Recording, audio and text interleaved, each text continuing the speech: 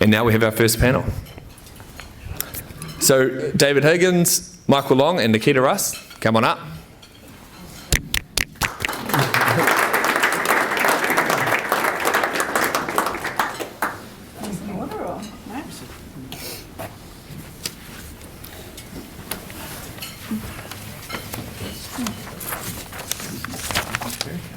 Yeah, it is. Well, you guys are working on, one of the largest projects in the area, in the state, and an absolute ripper that we're excited to see unfold over the next 10 years. So first of all, we're going to start with you, Dave, with a bit of a question around the market reception. How have you found it so far and how's it going? Well, we actually came into the market prior to Christmas. We tried to get in for that summer selling period, and we started with a pop-up actually outdoors. And we all know that summer was a pretty precarious time on the Gold Coast. It was howling winds, storms, terrible weather, and we were outside. So we started in less than ideal conditions, but it was a great proving ground. We wanted to get our message out there. So we wanted to get talking to our customers and let people know what we were doing and what was coming. So then we progressed to an indoor temporary display for 3 months, which we officially closed last Wednesday. And as of this week, we open our new display. So we've been on a generational opening of the project, and we're now fully engaged with the market. It's been very supportive of what we proposed as a master plan project, and the market's certainly validating, as you said on that last slide, location, quality of planning and the quality of the floor plans. So buyers are so well educated, and we're seeing fantastic buy-in on location. And that North Shore precinct accounted for only 3% of the market in sales off the plan last year. Wow. We've already done that since launch. We've outsold the entire amount of sales that were recorded in the last 12 months in this first quarter of this year. So I'd say that's a pretty strong start for the project.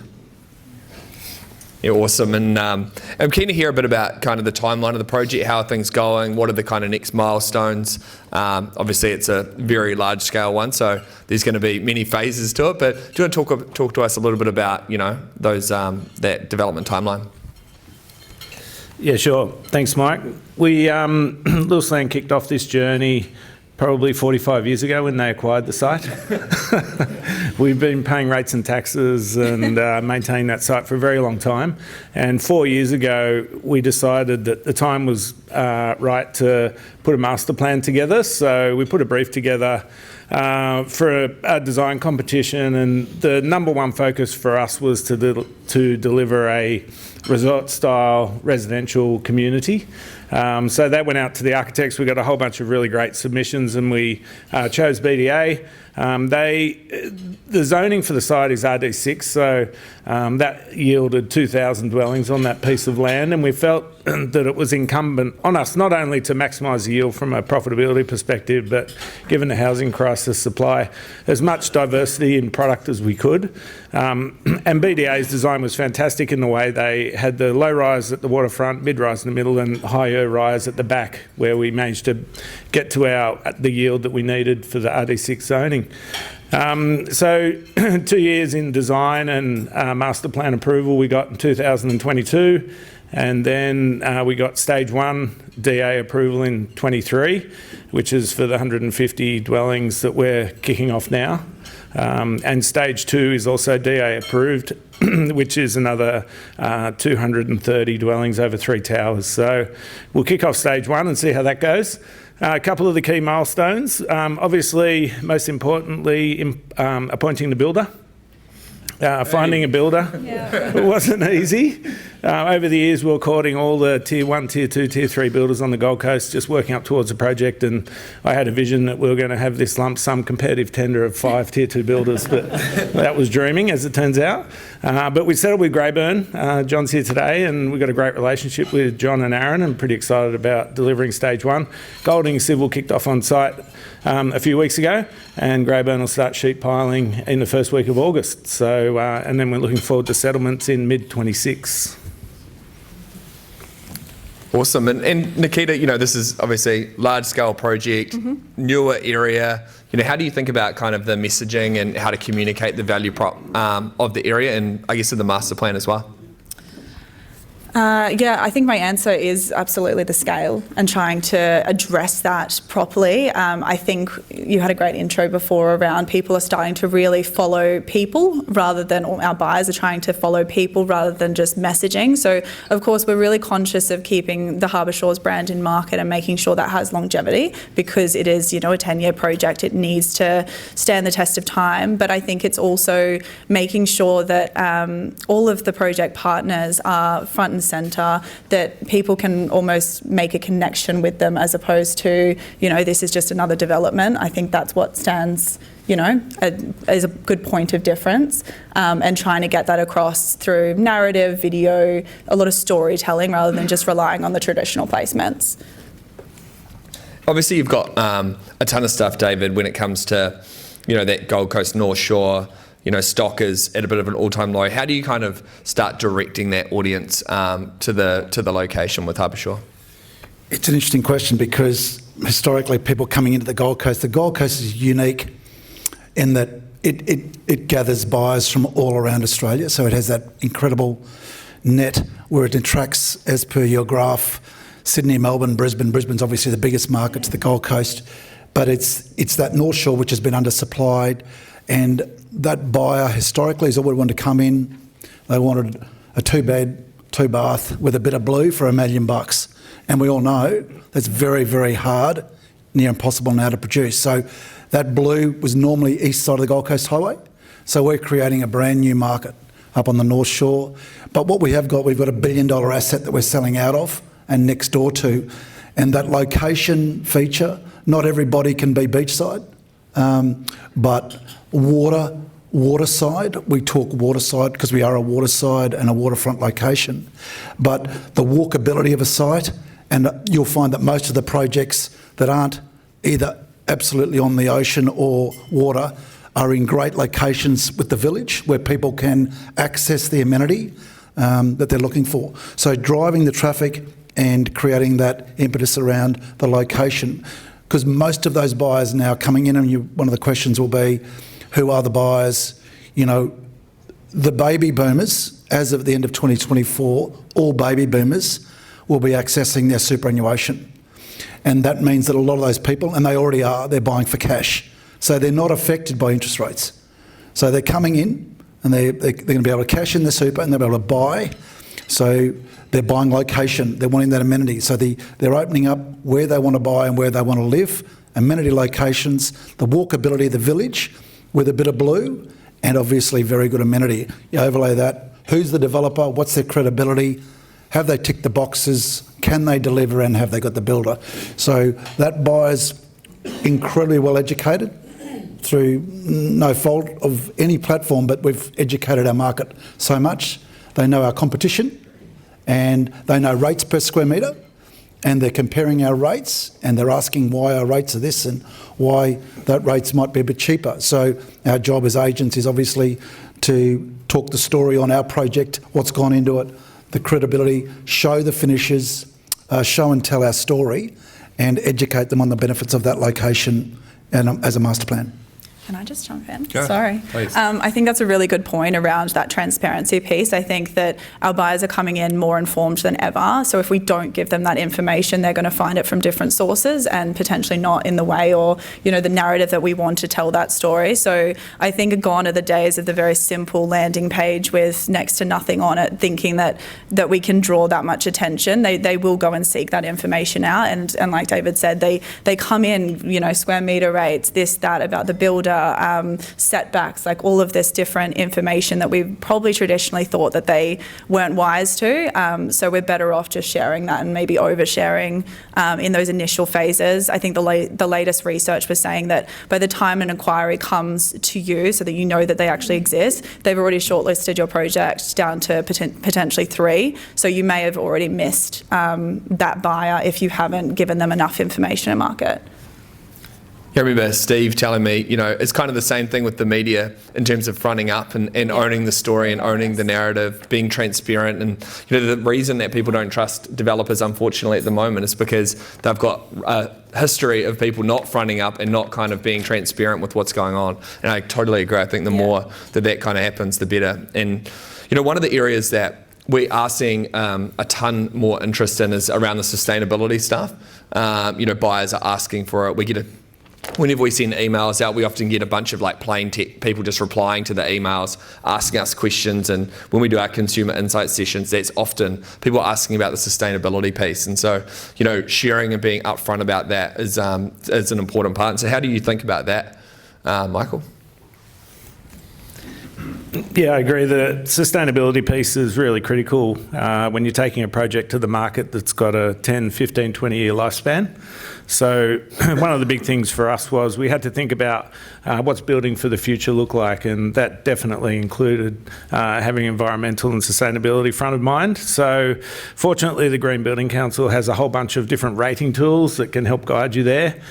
We engaged early with our sustainability consultant, D Squared, and they recommended the Green Star Certified Communities rating. And as it turned out, seems like it was actually built for our project, this tool.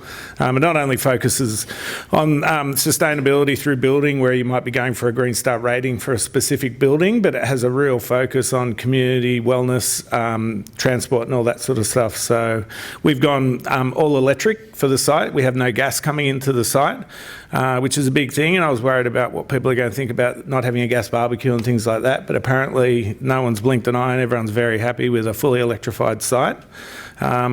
We've got EV charging capacity for 75% of all the vehicles that will be parking on the site, and that's done through a metering system where it measures the charging and distributes the load distribution.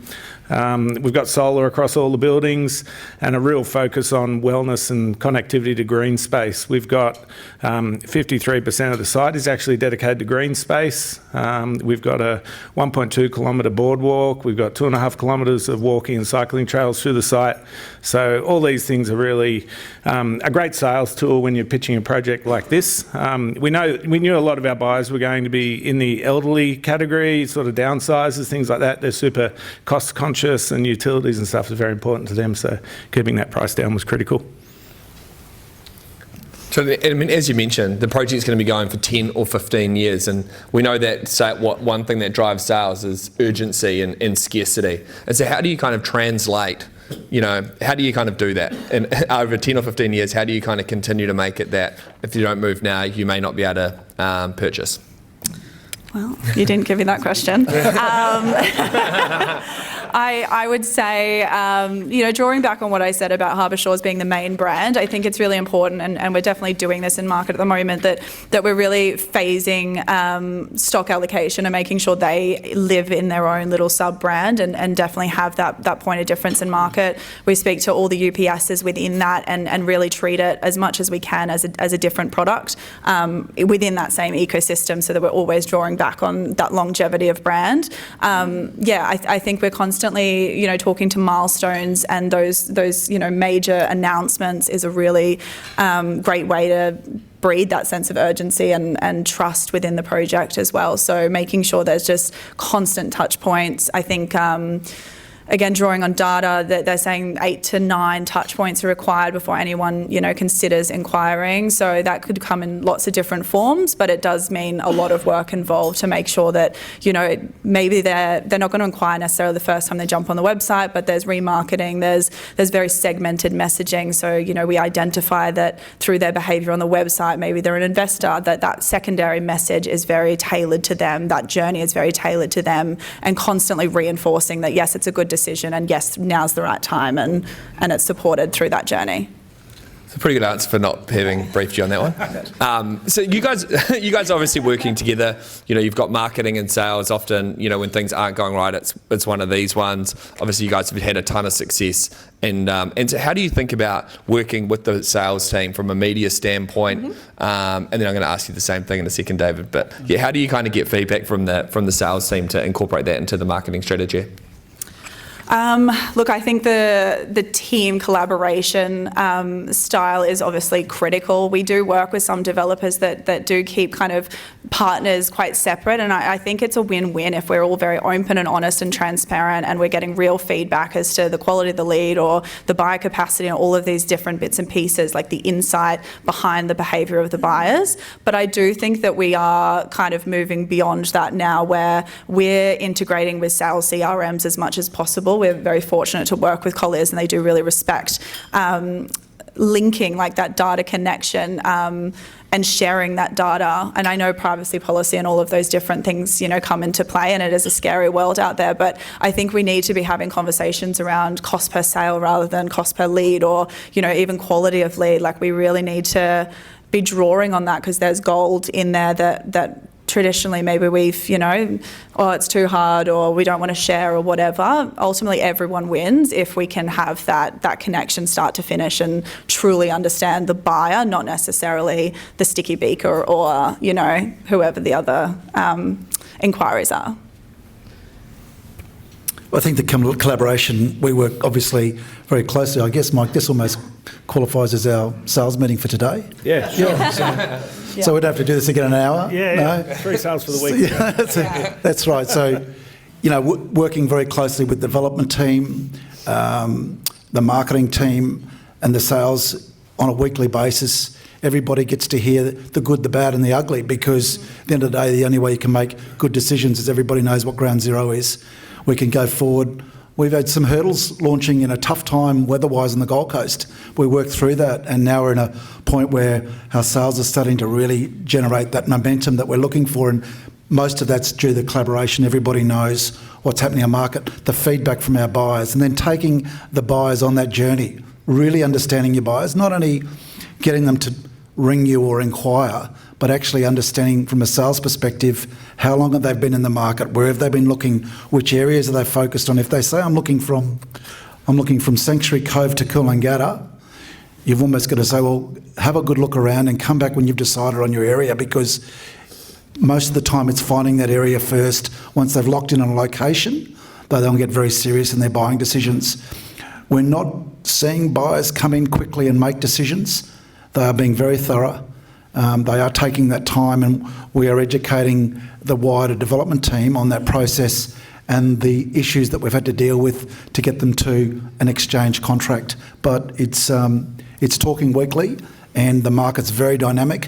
What are the impacts of interest rates? What are we seeing in the buyers? Obviously, it doesn't have an effect on the prestige buyers. They're paying for cash. But when you go down to the single buyers, the couples buying a property, interest rates are having a massive impact on their cost of living, and it's also affecting what they can afford, because APRA have introduced basically legislation that the banks have got to assess all buyers at 3% higher than the average rate for their qualification, which is making people much less qualified for loans. So if they go away taking finance today, they're probably going to get a big shock.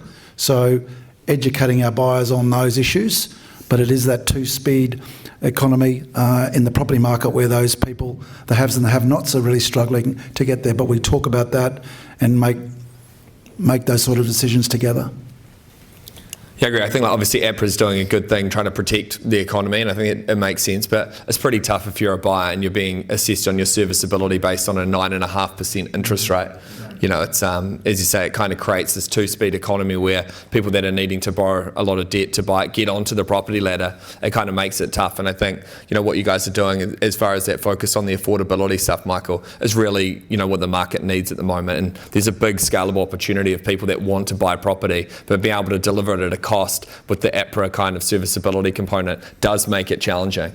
And so speaking of kind of the many challenges we face out there at the moment, what are some of the ones that you've encountered this year over the last 12 months, say, and then how do you kind of think about resolving those things? Thanks, Mike. Yeah, there's certainly plenty of challenges in bringing any project to the market. I spoke about the challenge about finding a builder earlier. We got through that one. That was an interesting process, but really happy with the outcome. The other one is feasibility, trying to get a feasibility to meet a hurdle rate in these conditions. I guess being in the southern end of the northern Gold Coast in bigger waters, buyers aren't used to spending over $1 million on a 2-bedroom apartment, so we were a bit concerned about that. So we knew that we had to overdo the amenity, overlay that sustainability piece, and we're really fortunate to have selected Colliers as our sales guys early in the piece.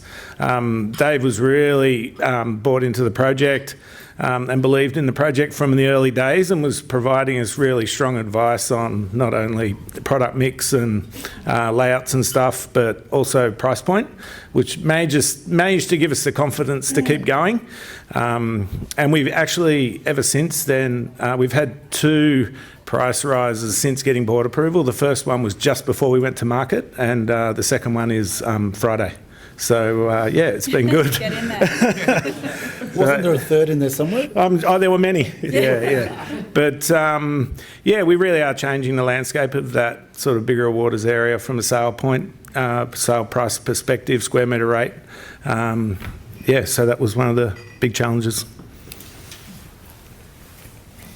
And, I think that's a good point, actually, in terms of that kind of interplay with the different groups. And we certainly see, varying degrees of engagements with media groups and sales groups. But certainly we find that's part of the reason we wanted to do this one with you guys, is that feedback loop, whether it's from the developer to the sales team to the media agencies to the portals. The more information that's kind of flowing back and forth in terms of designing the strategy and really executing against that, I think that's what does deliver good outcomes, where, oftentimes we're sitting reasonably far away from or some of us are sitting quite far away from the end consumer, and being able to make sure that voice of the customer is always loud and clear is key to kind of making these things work. So how do you kind of see, you mentioned a bit about the kind of broader market, and how do you see Harbour Shore kind of impacting the community around it, and what do you think it means for that area economically? Yeah, I believe that we're going to be resetting the market up in that area of the Gold Coast. I mean, the Harbour Town Shopping Centre is a massive asset for that area.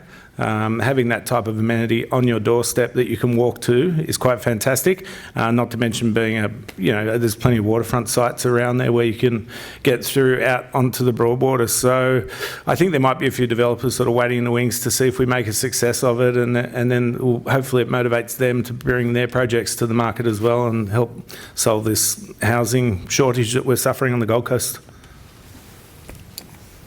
Well, that's it for this panel. I'm sure you guys will join me in a round of applause. Thank you guys so much for sharing.